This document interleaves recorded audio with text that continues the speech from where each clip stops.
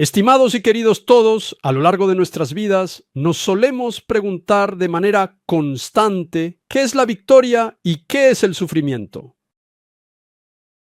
Díganme, ¿qué es la victoria?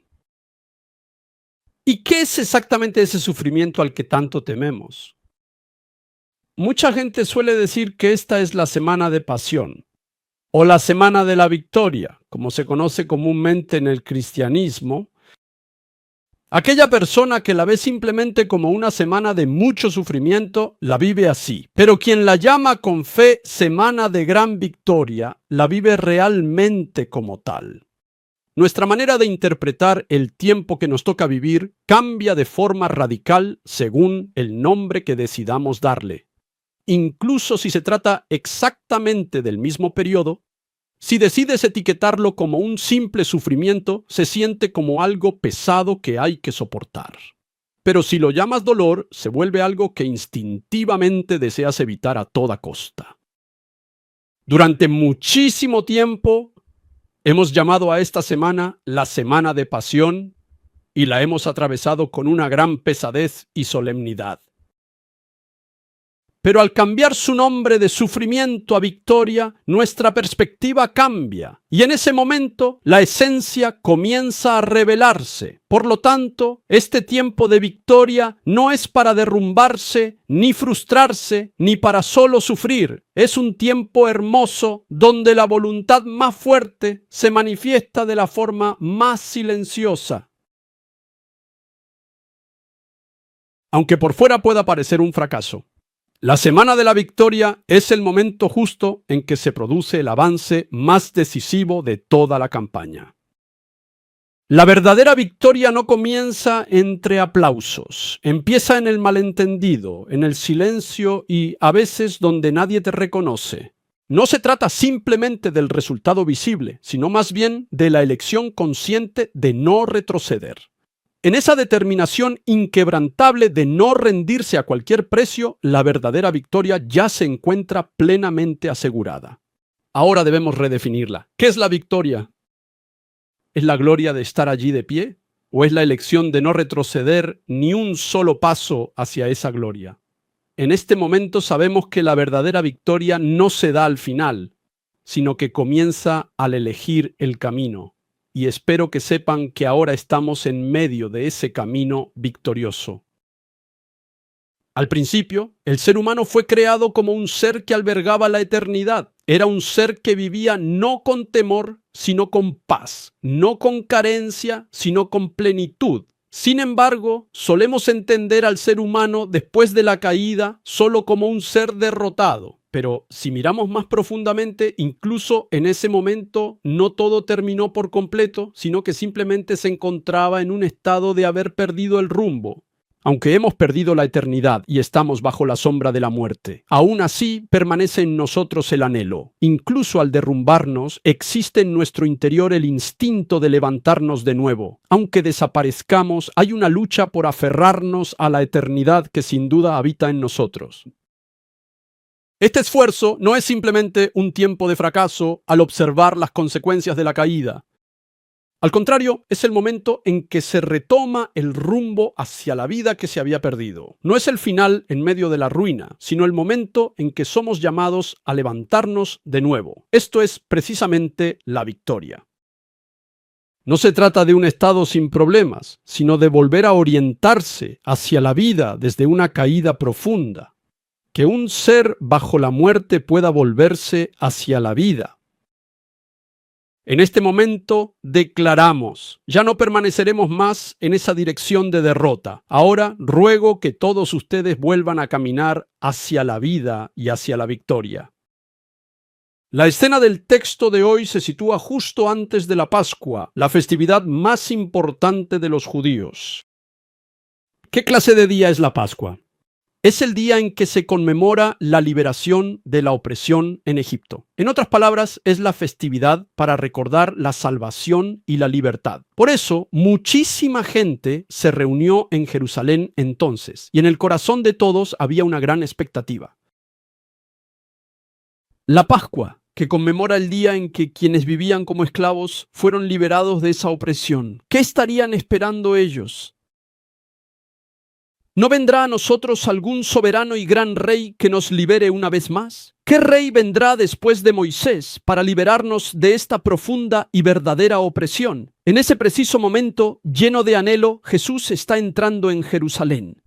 Al ver el versículo 12, cuando se corre la voz de que Jesús viene a Jerusalén, la gente comienza a movilizarse con gran entusiasmo, como si hubiera estado esperando durante mucho tiempo. No es solo una simple bienvenida, es una escena tremenda donde sus expectativas y anhelos explotan a la vez. ¿Qué clase de rey se están imaginando ahora? Un rey que resuelva sus problemas de un golpe, un rey que traiga una victoria visible. En un rey así es en quien están pensando. En el versículo 13, ellos claman sosteniendo ramas de palmera. Hosana, Hosana, bendito sea. Oh soberano rey de Israel. La palmera es un símbolo de victoria. Ellos ya se encuentran proclamando la victoria. Pero ¿qué victoria estaban imaginando realmente? Se trataba de la liberación política y a la manera del mundo. Anhelaban esa victoria mundana que se logra por la fuerza y que revierte la situación actual. Sin embargo, en el versículo 14, todas sus expectativas se ven totalmente frustradas. Jesús, al ver un burrito, se montó en él. Amigos, ¿no creen que un rey debería entrar montado en un caballo blanco y majestuoso, mostrando todo su gran poder y autoridad ante el mundo entero con una apariencia imponente? Pero el Señor entra de la forma más humilde y de la manera más silenciosa. Esto no es debilidad, sino una elección deliberada hacia una victoria totalmente distinta a la del mundo. El versículo 15 del texto revela claramente el significado de esa victoria. ¿Leemos de nuevo solo el versículo 15 del texto? Comencemos. No temas, oh hija de Sión, mira que aquí viene tu rey montado sobre un burrito. No tengas miedo. Tu rey viene hacia ti montado sobre un pequeño burrito. Este rey no es en absoluto uno que use el miedo, tampoco es un rey que gobierne mediante la opresión. Es el verdadero rey de la salvación que acaba con el miedo y restaura la vida. Aquí debemos ver con claridad.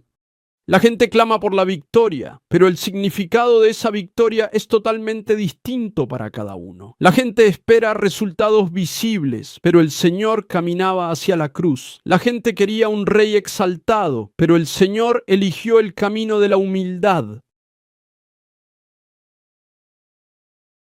Ese es precisamente el camino de la verdadera victoria.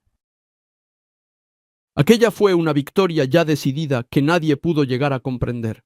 Una victoria ya iniciada que nadie pudo reconocer. En este momento todos debemos elegir. ¿Me aferraré a la victoria que yo, como simple criatura, espero, o seguiré la victoria que el Señor omnipotente nos muestra? El Señor nos sigue diciendo lo mismo hoy en día. No tengan miedo. Y los invita a cada uno de ustedes a ese camino de victoria. Hoy debemos volver a mirar la escena del texto. Jesús no fue alguien a quien se llevaron a la fuerza. Tampoco fue alguien a quien empujaron a ir. Él mismo avanzó hacia la cruz con una voluntad clara. Mucha gente llama a este tiempo la Semana de Pasión. Claro, Jesús fue brutalmente azotado, humillado públicamente y colgado en la cruz. Pero la Biblia nunca presenta ni describe este evento como una derrota. Al contrario, testifica que fue un camino planeado y elegido por él. Jesús no fue arrastrado, sino que subió a Jerusalén por su propia voluntad. La Biblia dice claramente que ese camino no fue casualidad, sino un paso con dirección y propósito. Leamos todos juntos Lucas capítulo 9, versículo 51. Comencemos. Como se acercaba el tiempo de que fuera llevado al cielo, Jesús se hizo el firme propósito de ir a Jerusalén. Estas palabras muestran claramente que los pasos que dio Jesús no fueron en absoluto una coincidencia. La expresión decidió firmemente hace referencia a la voluntad absoluta e inquebrantable de Jesús. y a su determinación profundamente sólida de no retroceder jamás. Jesús no fue a Jerusalén empujado por las circunstancias. Tampoco fue por la presión de la gente. No fue un camino que tomó porque no pudiera evitarlo. Él mismo eligió el camino hacia la cruz y estableció su rumbo hacia ese destino final. Luego, las palabras "cuando se cumplió el tiempo de su ascensión" revelan que todo este proceso ya estaba en el plan de Dios. El tiempo señalado había llegado y el Señor no retrocedió ni un solo paso hacia ese momento. Por eso, esta escena no es un simple caminar, es una declaración de determinación hacia la cruz. No es un camino para evitar el sufrimiento, sino un paso de victoria hacia el camino que debía recorrer para salvar a la humanidad. Ahora escucharemos la declaración directa de Jesús, que revela más claramente la esencia de la cruz. Leamos todos juntos, lentamente, el pasaje de Juan 10, versículos 17 al 18. Comencemos. Por eso me ama el Padre, porque entrego mi vida para volver a recibirla. Nadie me la arrebata, sino que yo la entrego por mi propia voluntad. Tengo autoridad para entregarla y tengo también autoridad para volver a recibirla. Este es el mandamiento que recibí de mi Padre. Queridos todos, estas profundas palabras cambian por completo nuestra perspectiva. Al momento de contemplar la cruz, solemos entender la cruz únicamente como un lugar de sufrimiento. Pero Jesús habla ahora de la cruz no como una vida arrebatada, sino como una vida entregada por voluntad propia. Entregar mi vida no es una renuncia ni una derrota. Esto es algo que Él mismo eligió. No fue empujado por nadie, sino que fue un camino que decidió por sí mismo. Y el propósito de ese abandono es claro. ¿Cuál es? Es para volver a recuperarla. Es decir, la cruz no es el fin, sino el comienzo hacia la restauración y la vida. Además, el Señor mismo nos dice: nadie me la quita, sino que yo la doy de mí mismo. Esta confesión proclama claramente que la cruz no fue en absoluto un evento causado por fuerzas externas. Ni la traición humana, ni la violencia ejercida por el poder terrenal, ni ninguna circunstancia pudieron arrebatarle la vida a Jesús. La cruz se llevó a cabo solo porque Jesucristo mismo se entregó voluntariamente y no por el poder de nadie más. Es más, la Biblia dice lo siguiente: estas palabras, que dicen que tiene poder para dar su vida y para volver a tomarla, muestran vívidamente que la muerte y resurrección de Jesús son parte de un mismo proceso. La muerte no es una derrota, sino un acto de autoridad, y la resurrección es la culminación de esa autoridad. Por lo tanto, la cruz no es un fracaso, sino un gran acontecimiento que ya contiene la victoria. La cruz no fue, en absoluto, un evento accidental. Tampoco fue el resultado de verse arrastrado por la violencia y los malentendidos humanos. Fue la voluntad de Dios planeada desde antes de la creación y el camino de perfección que Jesús mismo eligió seguir según esa voluntad. Por eso tengan presente que el camino hacia la cruz no comenzó como una tragedia, sino como el inicio de una senda ya destinada a la victoria. Ese punto de partida es precisamente el momento en que se agitaban las ramas de palma. La gente aclamaba, pero más allá de esos vítores, no eran las expectativas humanas, sino el plan de Dios el que se cumplía silenciosa, pero exactamente. La gente clamaba por el tipo de rey terrenal que ellos deseaban. Pero lo cierto es que Dios ya había anunciado mediante su palabra, cientos de años antes, al rey que enviaría. Los gritos de los hombres pueden flaquear, pero la proclama que Dios ha pronunciado jamás podrá ser conmovida. Aquella escena en Jerusalén no fue un estallido emocional, sino un momento sagrado en el que la palabra escrita se cumplía tal cual en el tiempo. Ese registro se encuentra en Zacarías, capítulo 9, versículo 9. Leámoslo todos juntos ahora. Comencemos. Alégrate mucho, hija de Sión, grita de alegría, hija de Jerusalén. Mira, tu rey viene hacia ti, justo, victorioso y humilde. Viene montado en un burro, en un burrito, cría de asna. Hace ya muchos cientos de años se profetizó claramente que entraría montado en lo más pequeño de un asno, es decir, en un pequeño pollino. Así, las palabras de Zacarías 9:9 no son una simple profecía. Es el pacto y la declaración de Dios que se cumple sin un solo error a través de cientos de años. Tu rey viene a ti, humilde y montado en un asno. No solo el hecho de que sería rey, sino incluso cómo vendría, fue registrado con precisión hace cientos de años. Que el Señor montara un asno no fue una elección, sino obediencia. Y no solo obediencia, sino cumplimiento. Esto es precisamente lo que representa el Evangelio. Más allá de todas las expectativas humanas y del paso del tiempo, la voluntad de Dios se cumple de manera infalible. En ese cumplimiento, la marcha triunfal del Rey hacia la cruz finalmente ya ha comenzado. Este Rey no es uno que vence simplemente elevándose, sino nuestro Rey de salvación, que cumple su obra mediante la humillación.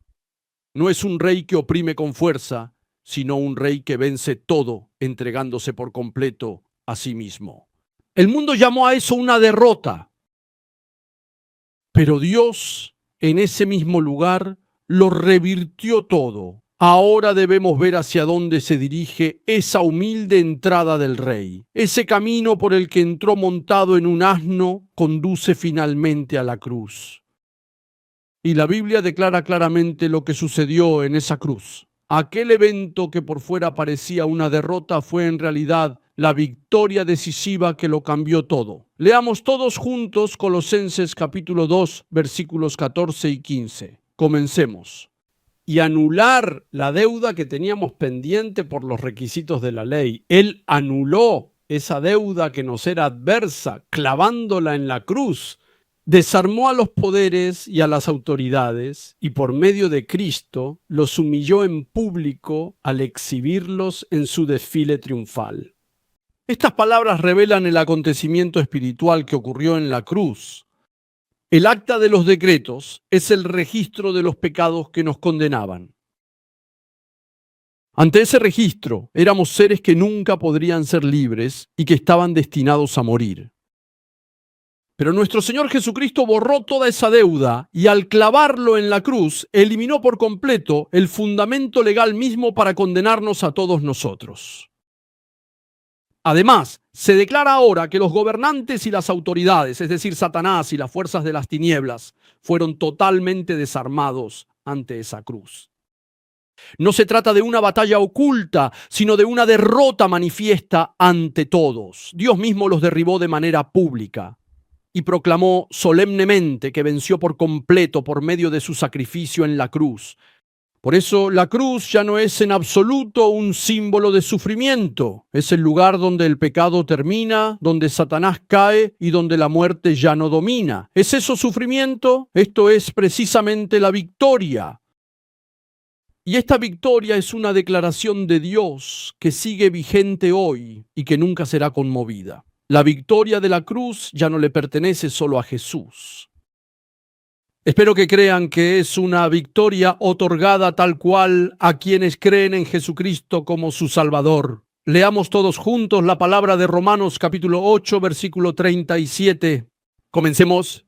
Sin embargo, en todo esto somos más que vencedores por medio de aquel que nos amó. ¿Es esta palabra un simple consuelo? No es un consuelo, es una declaración de victoria sobre un hecho que ya ha sido decidido. Vencer ampliamente no significa apenas resistir, sino que se refiere a una victoria totalmente abrumadora. Esto significa que, sin importar nuestro estado o emociones, la victoria ya ha sido asegurada en Jesucristo, quien nos ama profundamente. Por eso, tengan la plena seguridad de que ya no somos seres que luchan desde la derrota, sino seres que viven dentro de la victoria. La razón por la cual el pecado no puede dominarnos y la condena no puede atarnos se encuentra justo aquí. Ahora, el Señor Jesucristo mismo nos dice cómo debemos aferrarnos a esta poderosa victoria en nuestras vidas. Son las palabras de Juan, capítulo 16, versículo 33. Leámoslo todos juntos ahora. Comencemos. Yo les he dicho estas cosas para que en mí hayan paz. En este mundo afrontarán aflicciones, pero anímense, yo he vencido al mundo. Estas palabras son la declaración final que el Señor dejó a sus discípulos antes de la cruz, proclamando de antemano una conclusión más grande y clara que la tribulación venidera. En este mundo ustedes tendrán aflicciones.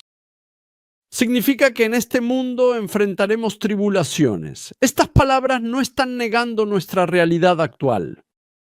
Esto no es una posibilidad, sino que es un hecho. Incluso en el camino de la fe, el sufrimiento existe. Pero, ¿se detuvo el Señor allí? No, no se detuvo. Él nos ha proclamado una verdad mucho más profunda. Tengan paz en mí. ¿Es esta una paz creada por las circunstancias?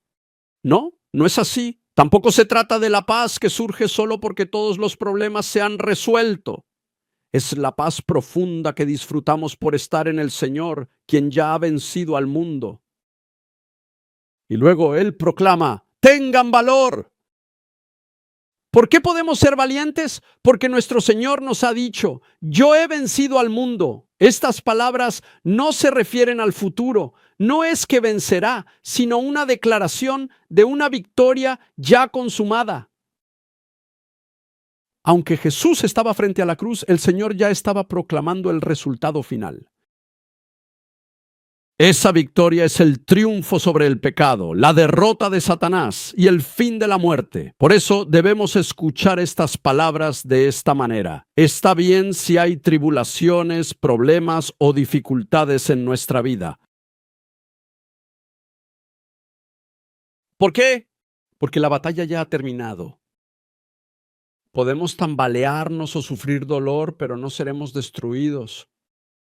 Significa que ya hemos vencido. Esta es precisamente la fe que debemos proclamar en esta semana de victoria. Por fuera parece un tiempo de caminar hacia la cruz, pero espero que sigan avanzando, creyendo que es un tiempo de caminar hacia la victoria final. Por lo tanto, ya no tenemos necesidad de vivir con miedo, temblando ante cualquier sufrimiento, temor o tribulación.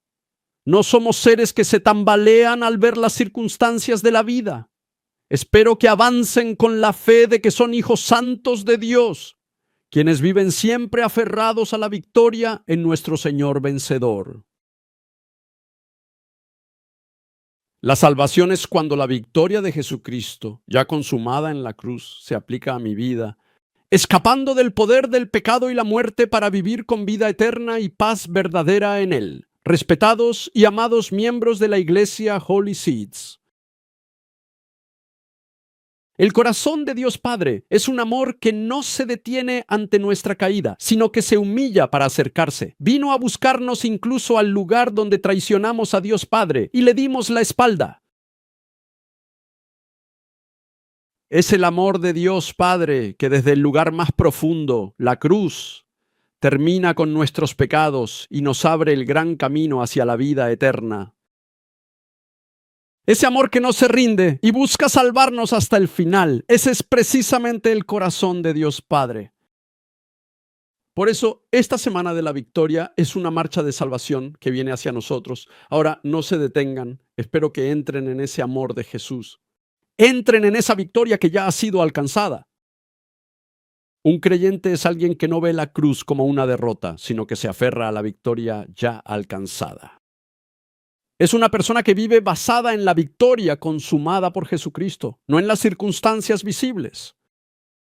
La razón por la que no flaqueamos ni en la tribulación no es porque yo sea fuerte, ni porque sea grandioso, ni porque sea inteligente, sino porque estamos en ese Rey Jesucristo que ya ha vencido.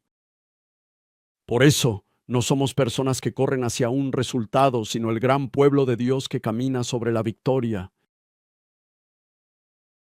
Queridos y respetados todos, ahora debemos reflexionar profundamente. Aun conociendo el sacrificio de la cruz y clamando su nombre, ¿no siguen acaso luchando desesperadamente por aferrarse a las vanas victorias de este mundo? El arrepentimiento no es solo sentir remordimiento, es la firme decisión de cambiar de rumbo, apartarse del camino de la derrota, mirar la victoria ya consumada del Señor y volverse para aferrarse a Jesucristo. Eso es el verdadero arrepentimiento. No lo pospongan más, por favor. Espero que se acerquen ante la cruz y clamen de nuevo el nombre de Jesucristo y crean en Él. Confío en que esa fe nos salvará a todos nosotros. Ahora debemos mantenernos firmes como quienes viven mirando solo a Jesús. Esta semana no es solo un tiempo de sufrimiento, sino un tiempo de victoria siguiendo al Rey vencedor. Nuestro Señor se dirigió hacia la cruz, pero no para ser derrotado, sino para recorrer el camino de victoria que trae la salvación al mundo. Y esa victoria continúa manifestándose hoy en nuestras vidas. Por este motivo fundamental, espero que esta próxima celebración de la Semana Santa no la vivan sumidos en el llanto y la tristeza, sino con una profunda fe y mucha valentía, en lugar de permitir que el temor los domine. Los bendigo para que esta semana moren en la victoria, mirando a Jesucristo, el Rey que ya venció. Con esto concluyo el mensaje. Ahora proclamo en el nombre de Jesucristo que todos nuestros temores se desvanezcan, que toda frustración sea cortada, que toda desesperación se derrumbe. En el nombre del Señor Jesucristo que ya venció en la cruz, que todo poder de las tinieblas se retire. Queridos todos, no se demoren más. Crean en Jesucristo como su Salvador y aférrense a Él. Solo Él es la vida y solo Él es la salvación. Tomen una decisión en este momento. Permíteme creer en Jesucristo como mi Salvador. Ruego que la bendición de entrar en su vida eterna descienda sobre todos ustedes. Espero que la gracia de vivir siguiendo al Rey de la Victoria llene sus vidas esta semana. Los bendigo para que la victoria de la cruz sea su realidad y la vida de la resurrección los cubra. Proclamo y ruego en el nombre de nuestro Señor Jesucristo que toda esta gracia y bendición descienda plenamente sobre todos nosotros. Lo ruego. Los bendigo.